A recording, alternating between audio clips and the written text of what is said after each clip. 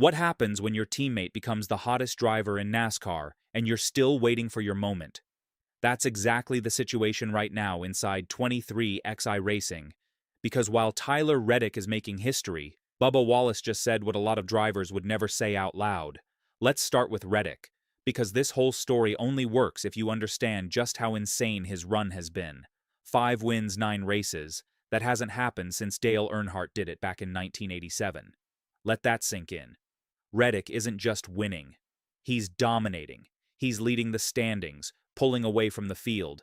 And every single weekend he looks like the guy to beat, even at Kansas, where everything could have gone wrong. Fuel issues, late race chaos, overtime restart, still wins. That's not luck. That's a driver operating at another level. And when someone starts winning like this, fans don't react normally. They start asking questions online. Things have gotten wild, people throwing around cheating accusations, saying the car is too fast, that something isn't adding up now. There's zero proof of anything, but that kind of noise. It changes the atmosphere, especially for the guy sitting in the same garage. Because here's the part most people are missing. Bubba Wallace isn't having a bad season. He's 8th in points, multiple top 10 finishes, running competitive every week. That's solid. But when your teammate is rewriting history, solid doesn't feel like enough, and that's where Bubba finally spoke out.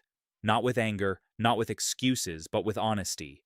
He said something that defines this entire story. When is it our turn? That line, that's everything, because it tells you this isn't jealousy, this is hunger. He's not asking why Reddick is winning, he's asking when his team can turn that same speed into results. And that's a huge difference. Bubba even gave credit to what's happening inside the team. Said preseason meetings lit a fire. Said the performance isn't random. In other words, he sees it. He understands it. And that might be the most important part. Because from the outside, it looks like one car dominating and one car falling behind. But from the inside, Bubba sees a blueprint. He knows the speed is there. He knows the cars are capable. Now it's about execution. And then came the most relatable moment of all. Bubba said at Kansas, he felt like they were finally breaking through, running inside the top 10, getting closer to the top 5, and then Reddick passes him. Just like that, and Bubba's reaction? Never mind, maybe next week. It's funny, but it also says everything because that's what it feels like right now. Every time Bubba gets close, here comes the 45 car again, faster, stronger, untouchable. And here's why his reaction hits even harder. Bubba knows what a drought feels like. He went over 100 races without a win before finally breaking through.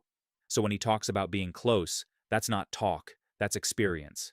And yet, he doesn't sound defeated, he sounds motivated. That's the difference, because sitting 8th in points, you're not out of it. You're just not at the top yet. And inside a team like 23XI that creates pressure.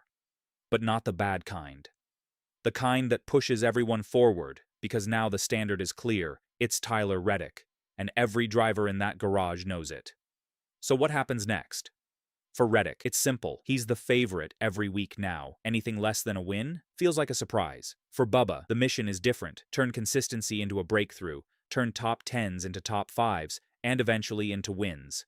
Because if he does, now you've got 2 cars at that level, and that's when things get scary for the rest of NASCAR. So this isn't just a story about dominance, it's a story about pressure, competition, and what happens when one teammate raises the bar for everyone else. So what do you think? Is Bubba Wallace really close to breaking through? Or is Tyler Reddick just on a level nobody can match right now? For more NASCAR drama, deep dives, and real stories, hit subscribe, and I'll see you in the next one.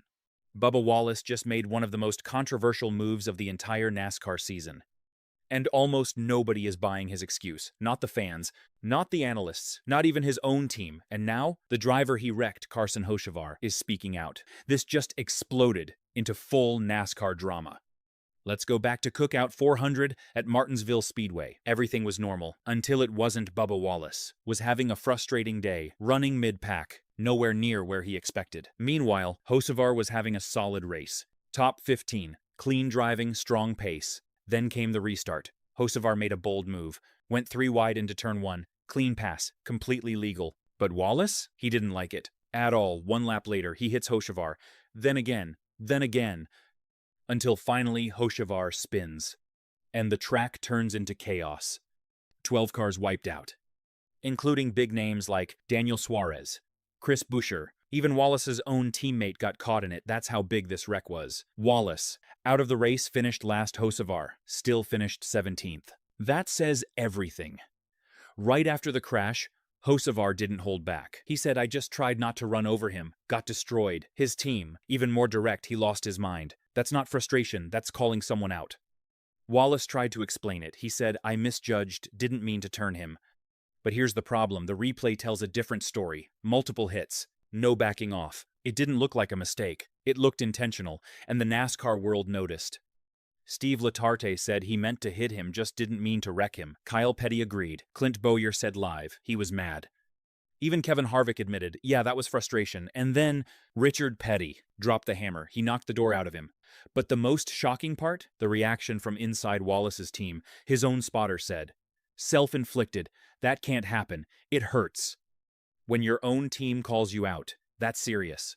And the damage, massive. Wallace dropped from third in points to outside the top 10.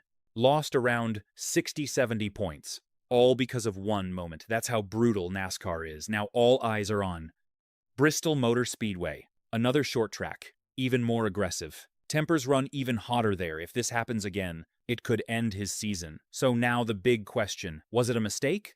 Or did Bubba Wallace go too far? Because right now, the entire NASCAR world is divided. NASCAR fans are being robbed. And this time, it's not a crash, not a bad driver, it's the broadcast. Yeah, one of the biggest legends in the sport. Dale Earnhardt Jr. just called it out publicly, saying the racing is literally being taken away from fans.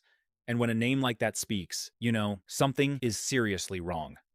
This all started with Denny Hamlin, who has been getting louder and louder about one issue. Stage brake cautions are way too long. Fans feel it, drivers feel it, and now Dale Jr. just backed him up in front of millions. This isn't just a complaint anymore. This is turning into a full NASCAR controversy. Let's break it down simply. During races on Fox Sports, here's what happens. Stage ends. Immediate caution. Pace car slows everything down. Then 5 minutes of commercials after that. Pit road opens, drivers pit. Field resets. And by the time racing comes back, a big part of the next stage is already gone. Less green flag racing. Less action, less excitement. That's exactly why Dale Jr. spoke out. He said, "It's chewing into the next stage, taking product off the shelf." Think about that. He's saying the actual racing is being removed. And this is coming from someone who raced at the highest level, now works as a broadcaster. He understands both sides. Hamlin broke it down perfectly on his podcast. He explained that Fox wants to show pit stops, run ads, reset the field. But the result, a 1-0 minute break that kills all momentum. Fans go from hype to bored.